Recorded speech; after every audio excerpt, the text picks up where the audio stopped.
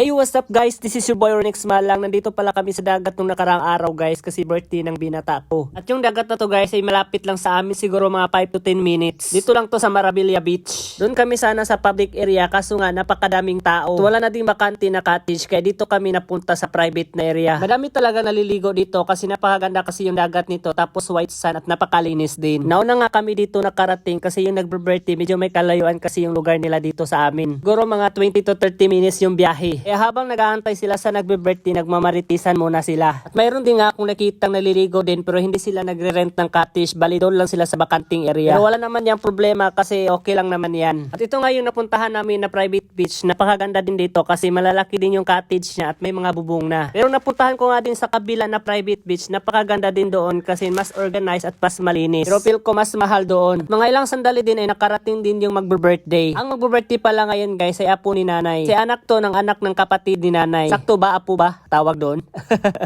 So yun na nga guys, bali magpa-park na yung sasakyan. Bali isang pamilya din to sila. Medyo nahirapan nga sila sa pag-park ng sasakyan guys kasi medyo may kalakihan kasi yung sasakyan. At dapat kasi ma-park ng maayos kasi may mga parating pa na mamaliligo din. Bago pala sila mag-park guys, ibabaki muna pala nila yung sasakyan. Kasi ilalapit pala muna nila yung sasakyan sa cottage para mas madali magdiskarga ng mga gamit nila. Medyo madami kasi yung dala nila tapos mabibigat pa. Kaya yun na lang yung ginawa nila para mas mabilis yung pagdiskarga at tanghali na din kasi. So yun na nga guys, nagsisimula na nga sila magdiskarga at nagtutulungan na sila. Ito na nga yung kapatid sa anak na magbe-birthday. At ito na nga yung dalawang cake, inuna nila nagdiskarga baka kasi daw masira. Nagtanong nga ako bakit dalawa yung cake. Dalawa pala sila yung magbe-birthday, yung kapatid ni nanay. Sinabay pala nila para isahang gastos lang. Happy birthday! Happy birthday kayo sa kalisoban ng biyahe. Happy birthday! So yun na nga, nag-rate na nga ako sa kapatid ni nanay ng happy birthday. At ito na nga sila tuloy-tuloy pa din yung pagdidiskarga ng mga gamit nila. Pero mga ilang sandali din natapos na din yung pagdidiskarga nila. TikTok cake pala yung sa kapatid ni nanay kasi mahilig daw kasi daw to sa TikTok at laging nagbubudol sa TikTok.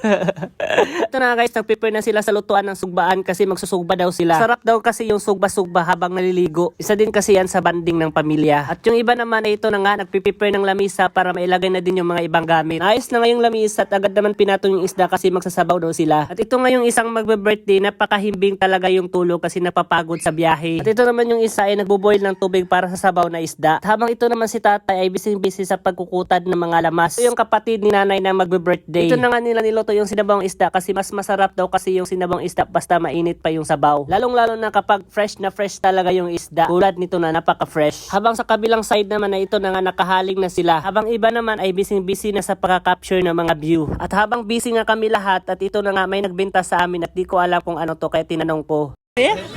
Aw? Lokot, and hambang, and itlog sa basan.